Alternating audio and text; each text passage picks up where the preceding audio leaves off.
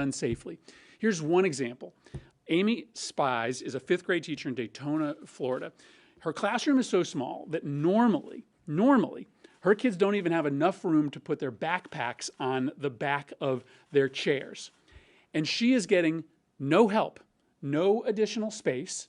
They aren't hiring any additional teachers in Daytona to try to space out the learning day. She's going to cram 22 kids into a small classroom in violation of CDC regulations. Why? Because her school district already has a $14 million deficit. And so without federal funding, those kids and those teachers are going to be in jeopardy. And this is happening all over the country. Now, the slapdash proposal that was unveiled last week by Republicans has no flexible money in it for states and cities to help reopen schools. And the money they have in there is loaded with all sorts of bells and whistles and mandates and requirements that make it impossible for schools to adequately reopen. After years of Republicans talking to us about removing federal mandates for local education, now all of a sudden they are telling schools that you can't get money to reopen unless you do it our way. So I'm grateful to Senator Schumer for understanding what parents like me are dealing with right now, for demanding that we allocate every dime necessary to reopen our schools safely now, because schools are opening in a matter of weeks. And if we don't make these investments, if we don't give 100% of the money necessary to reopen our schools, then lives are going to be at risk. We are beyond the point of a Band-Aid. In order to get our kids back to school, we need to do the right thing and to step up to the way with a comprehensive approach to school funding. Thank you. And I'd say 2 points here, just 2 quick points. Elections and postal are very essential to us. The elections, as Amy so articulated, have made it much harder. COVID has made it much harder to vote, but that is the wellspring of our democracy in perhaps the most important election America faces in a long time. We must keep it strong and vibrant and fair. And what Chris said, a lot of the President Trump and some of the Republicans say, oh, let him just go back to school. It'll be fine.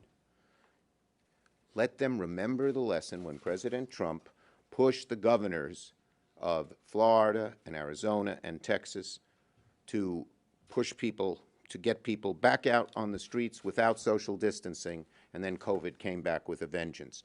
We will close, if you open up a school that's not safe, inevitably, kids, teachers will get COVID and they'll have to close them right back down. Yes? Leader Schumer, Majority Leader McConnell has accused you of telling your members that they are not to negotiate with Republicans, that you are the leader of these negotiations. Do you have a response to that? Yes, you first have to have an overall agreement, and McConnell's not even there. You can't tell the Appropriations Committee to negotiate if they don't know what the number is. You can't tell Amy to negotiate on elections if you don't know what the number is. As soon as we come to the overall agreement in the room where I know McConnell is not present, we can then have people negotiate. But it's not just going to be, McConnell has always wanted it to be just the Senate. It's going to be the House and Senate together. Yes. Could I also add to that as someone that Can you come to the camera, Chuck please? has encouraged me to talk to Roy Blunt, right?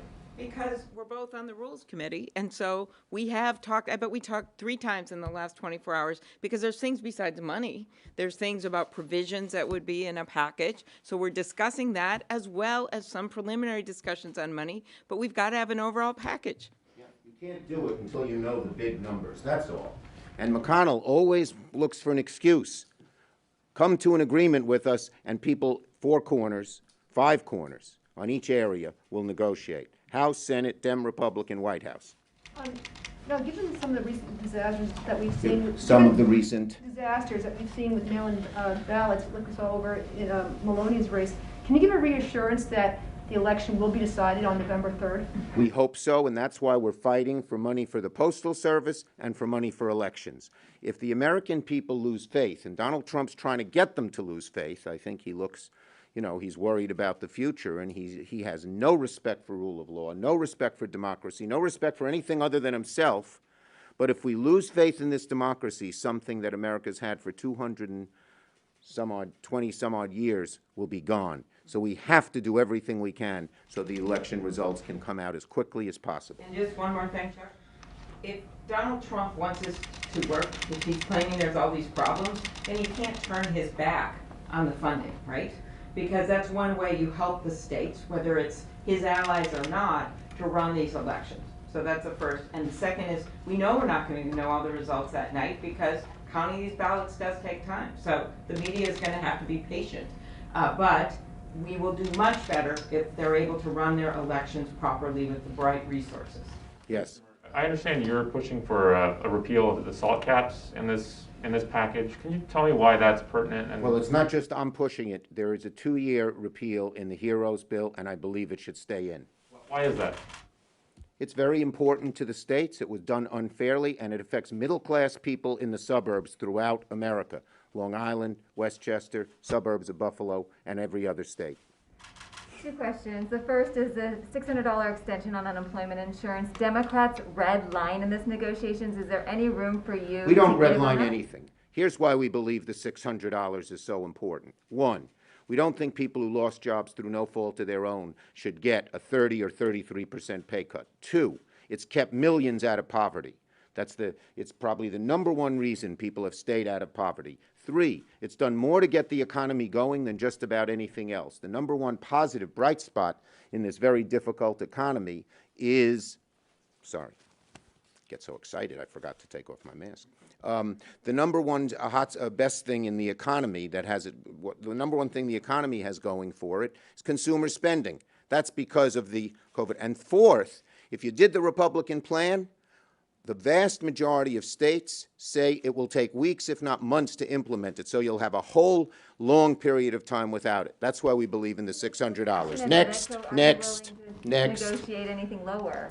Is there? I is- said is- we believe in the $600. I'm not negotiating in front of you or in front of any of the press. No offense to you. I'm not offended. Go ahead.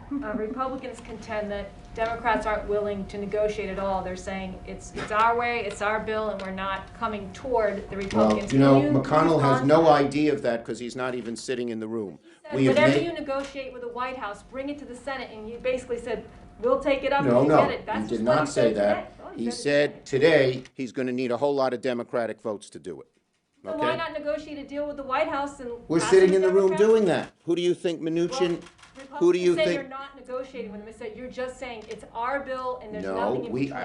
as I explained earlier, there are real dramatic needs. We're not going to do 1/5 of the needs or 1/4 of the needs or 1/3 of the needs, but we are negotiating in good faith and we are coming closer together. We're doing a lot more negotiating, Democrats in the Senate, than Republicans in the Senate. So I think when McConnell says that, you ought to question it.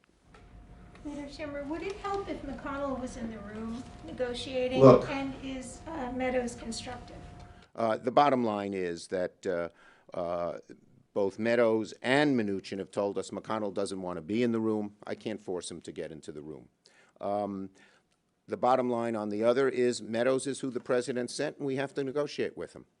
Thank you, everybody. Can you respond to the threat of executive orders by the president on these issues, on rent moratorium, on unemployment insurance?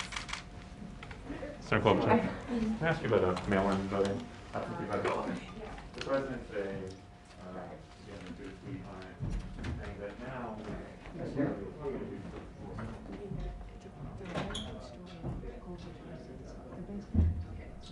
he says now that apparently, whatever you call it, mail-in or absentee, the system is safe in Florida. Residents in Florida are safe to vote. I know, well, it's very funny, the Republican Party in Florida actually sent out a mailer using one of his earlier tweets, where at the beginning he said absentee ballots are fine, and then they didn't put the second part where he went after mail-in ballot, which is an absurd situation.